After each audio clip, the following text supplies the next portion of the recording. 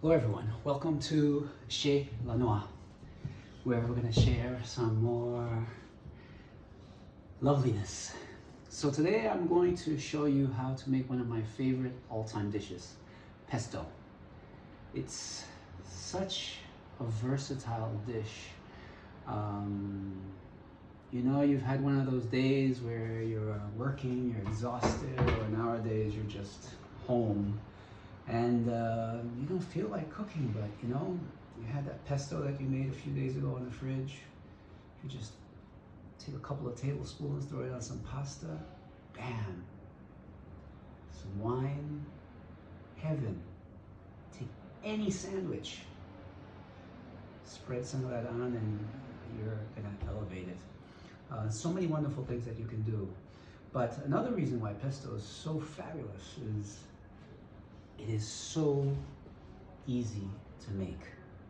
Just a few ingredients. The most important is basil. I've already crushed some of it and I already chopped it, so it may not look like a lot, but it started out as a heaping bowl of maybe 6 to 8 cups, full leaves. And the smell is just so wonderful. So when do I make pesto? I make pesto when I have a lot of basil that's about to spoil. I don't let anything spoil, so let's make some pesto.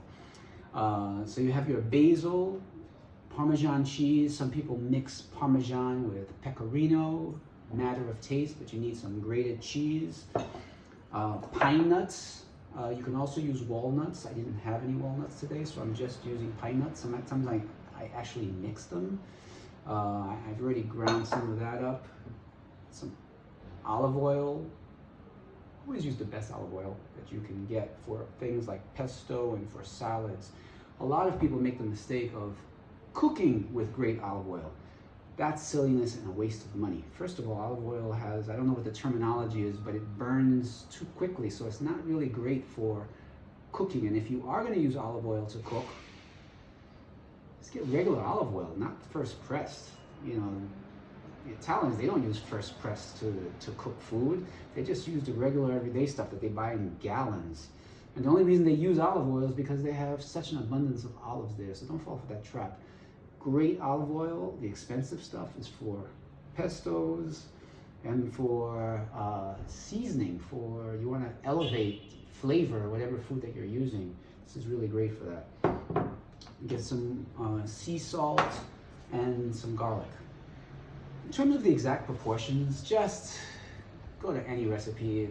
After a while you figure out what you like. In this case, you start out with how much basil you have. So I had about 6 cups, which I just measured with my hand. So that gets about 4 cloves of garlic, about 6 to 8 tablespoons of pine nuts, about half a cup, 3/4 cup of Parmesan cheese, and about half a teaspoon of salt.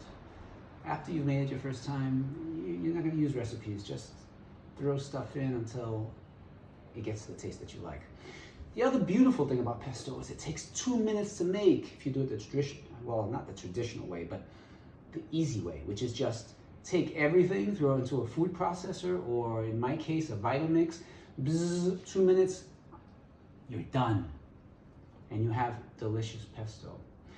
A habit that I picked up whenever I'm looking for recipes, I always Google, and I always Google the best, whatever it is, like the best margarita recipe, the best old-fashioned recipe, and I don't know why, I don't know what it gets me above just pesto recipes, but I came across this recipe that talked about this will elevate your pesto 1,000 times.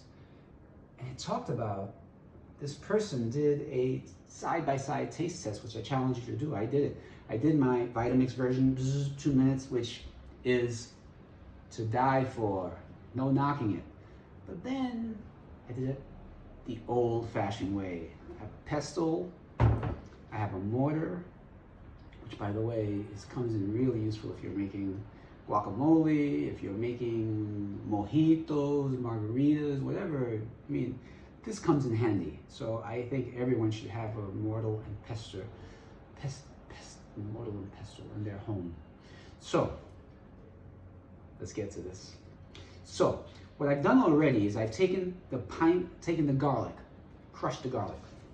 And the motion to use this is, this is not science. You're just beating it, grinding, and crushing, right? So I did the garlic first, then I put in the pine nuts and the salt. So that's what you have here. That's this paste. And then what we're going to do is we're going to start the pesto. So I would imagine some would say, but why? This looks like a lot of work. Well, it's certainly more work than throwing it in the blender. But, especially during these times of COVID when we're home, why are we always rushing to do everything? Why not indulge in these activities? It's said that somebody who's achieved enlightenment, they asked them, well, what's the difference between now that you're enlightened and before? Because the big difference is now I was chopping wood and carrying water for a purpose. I had a time frame. Now I just chop wood and carry water. And there's something special to be said about just getting involved in some tedious, repetitive act like this. This allows your mind to wander. I don't have any time constraints. I know when we're working different ball game, those times are gone now. So let's try something new. So, this is why a lot of people like knitting, right? Crochet, because you're doing something without thinking, and your mind just starts to go to really interesting places that you've never given it a chance to explore. So, as I was making my first batch, what was I was thinking, well, what am I going to talk about today? And one of the things that came to my mind as I'm grinding is I'm thinking, well, last time we talked about spiritual partnerships, talking about being a hoe to your partner,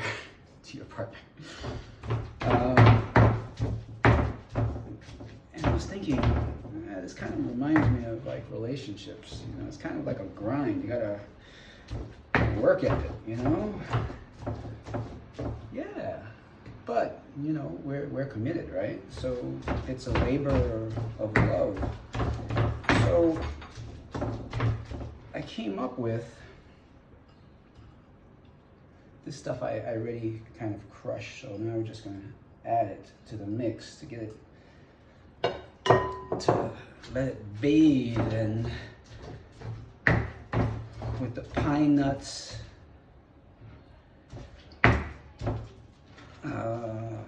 garlic, salt,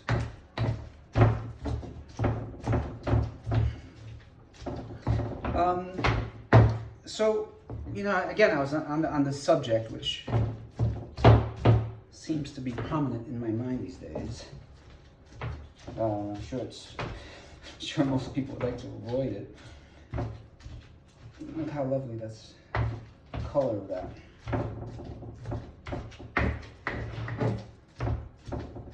Okay, hold that thought. So now what I'm going to do, because now we're going to start putting in the cheese, but I don't want to make a complete mess. So I'm going to take out half of this. And we're going to add the cheese and then add that back in as we go along. So again, I'm sure there's some expert out there who's going to say, that's not the way you do it. Share. We're in this to learn. One of the things I should mention in this recipe, they did emphasize first doing the garlic, making a paste with the garlic, salt, and pine nuts, and then the cheese, and then lastly, at the very last, about 4 tablespoons of olive oil. Sounds good to me. Now, obviously, the cheese doesn't need a lot of crushing. Let's add some more of this back in. I did wash my hands before this. So, relationships.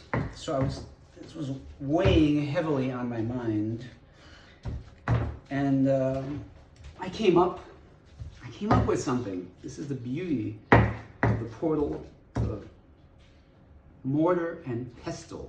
Mortar and pestle. Because your mind goes to places. So I have an invitation for you.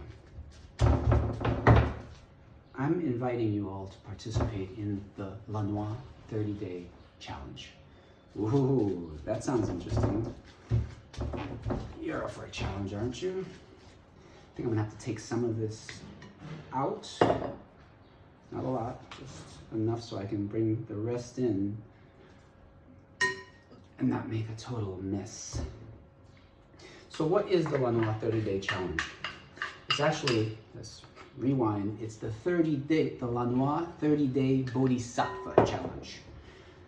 So what's a Bodhisattva? A Bodhisattva is, I think I mentioned this in one of my prior rantings. A Bodhisattva is one who dedicates their lives to the well-being and happiness of others. It's a Buddhist principle.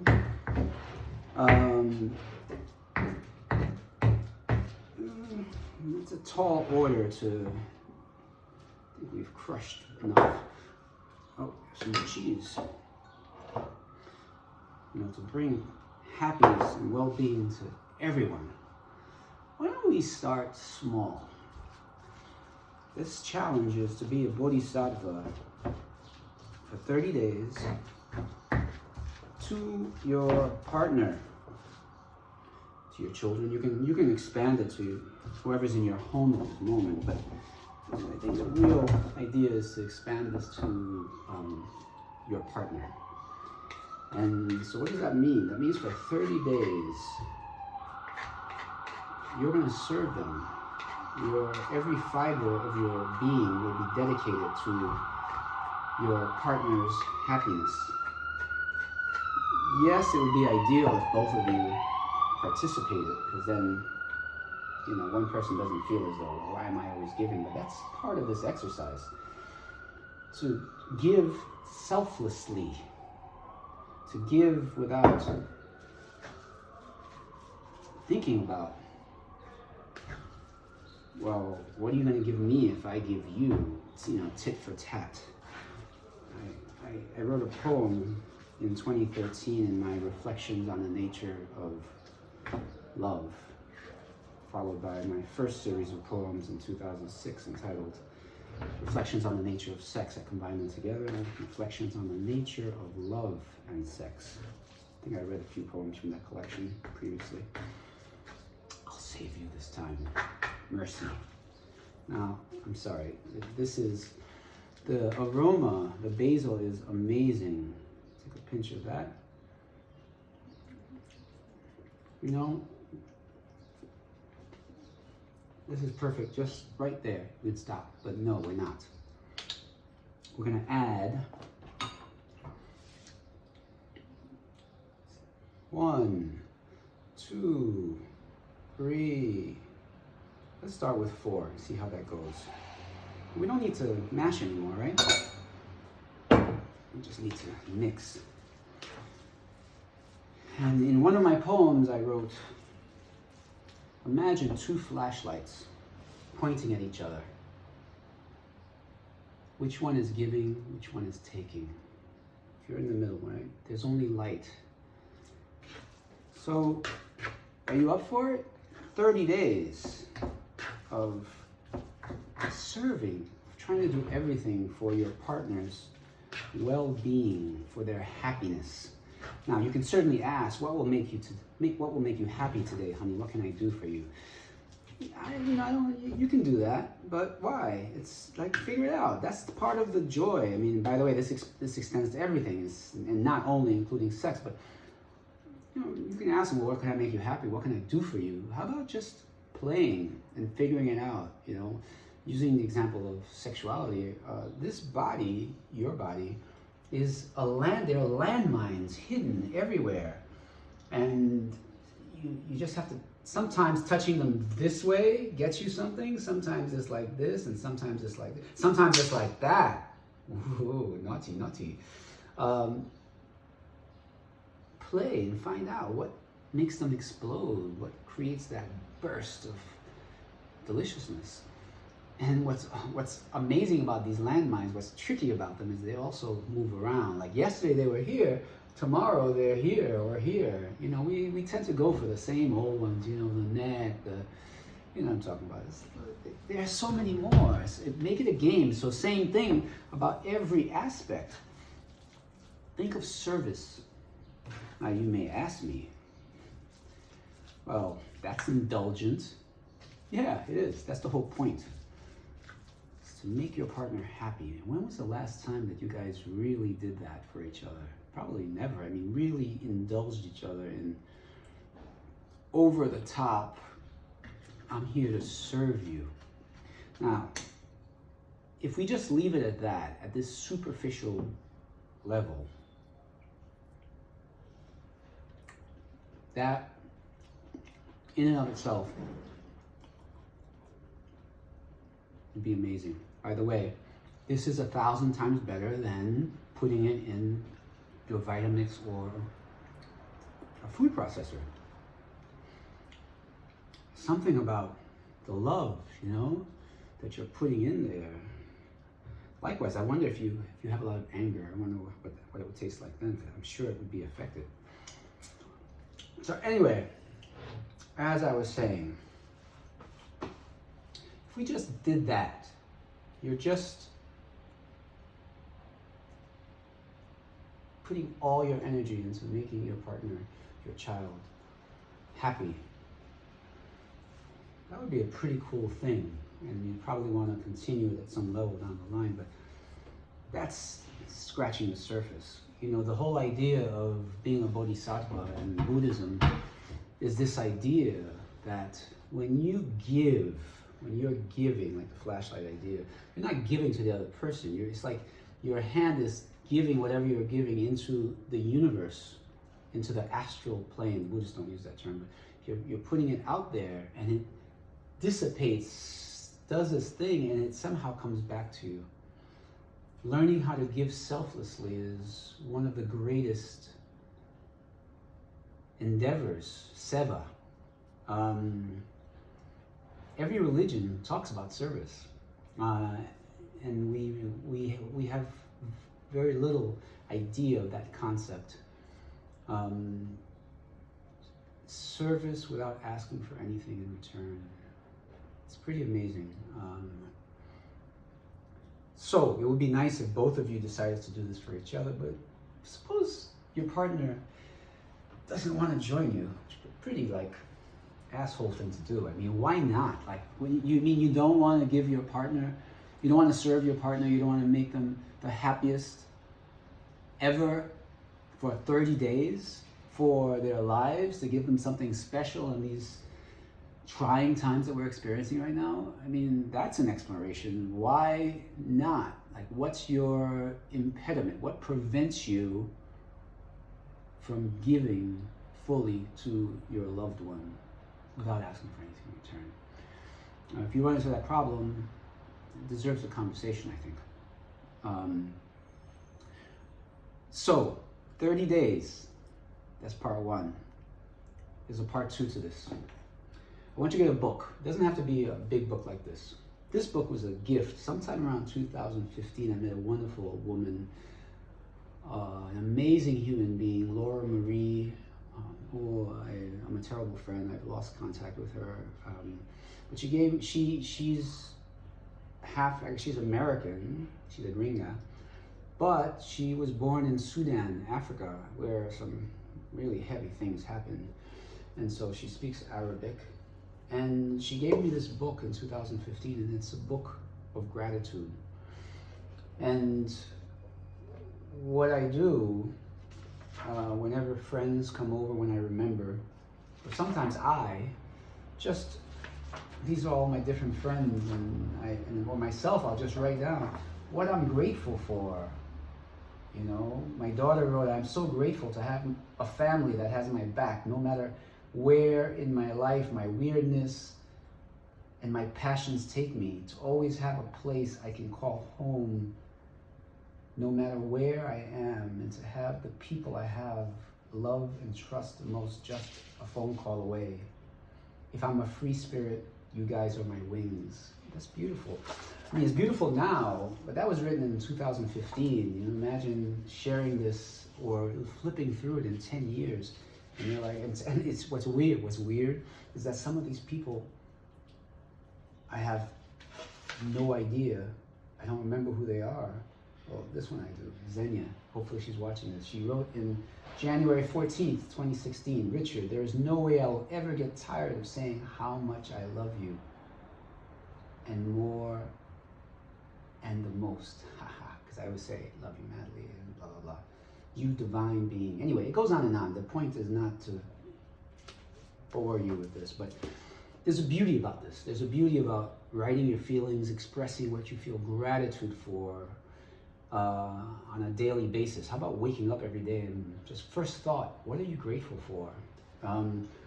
So this is part 2 of this challenge. You're going to get it doesn't have to be a big book. It can be a little notepad. It can be anything. Maybe one for you and one for your partner, or if it's a bigger book, you start in the beginning, your partner starts in the back. And you're going to write about what you have gratitude for about this person that you're with. It can be other things also, just like whatever comes to mind. And also think about, what did you do for that person that made you so happy that you did that? Or what did they do for you that made you so happy? And what did it make you think of? Explore that. Right? Explore. Think about, I had this opportunity to do something and maybe you didn't. Explore that in this book. Write it down. You have to do it every day. Your partner has to do it every day. And at the end of 30 days, you go back and I want you to read it to each other. You know, you're going to read what your partner wrote, your partner's going to read what you wrote. I guarantee you this will take your relationship to another level in the same way that the mortar and pestle took my pesto to another level.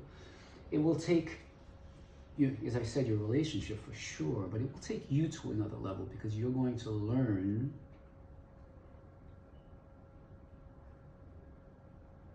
the beauty of giving without asking for anything in return. And then once you start seeing the benefits of that, you can start spreading that to your interactions with the world, with your workplace, with people you care for, people who you don't care for, people you don't know. It doesn't matter. You see the beauty of seva. Again, this is huge. This is not small. Doing this at home with your partner is not small. That's why it's a challenge. It's a big challenge. But small in the sense that it's contained. It's in a crucible and it has a time frame. They say this is Dan Brown. I watched his masterclass and he says, the making of a great thriller. I mean, we know Dan Brown, he's the one who wrote the Da Vinci Code. The guy puts them out like I make pesto. And he has a formula, and he says the formula is you have a circumstance, you put that circumstance in a crucible. That means your characters are in here. They're not getting out until they've solved the problem. And a clock, right? This has to be done in a certain amount of time, like the world's gonna blow up or everybody's gonna die or something like that. And he adds, you have a contract saying, you promise your reader that by the time they finish this book, they're going to have all the answers. You're not going to leave them hanging. So in a sense, I'm giving you what you're making. You have your crucible, you have your circumstances, giving you a clock, and my contract with you and your contract with your loved ones is that you are going to come out with something really special for yourself and your partners, and hopefully by the end of this, something that you'll have to share with the rest of the world. Now I'm going to ask you guys for some advice because aside from doing this, I don't spend much time on social media. But I would like to start a discussion about this. Like as we're going along, I'd like to hear, I think everybody would be interested in everyone's comments about how's it going on day 5. Oh my God, I wanted to kill my partner, or something clicked and it was amazing. And how do we make that happen? Like, how do you, I don't know. I don't know the media. I don't know how we get a place where we can have this dialogue about what it means to be a Bodhisattva at home. So email me, I'll post my email address. We'll see what happens. Love you all madly.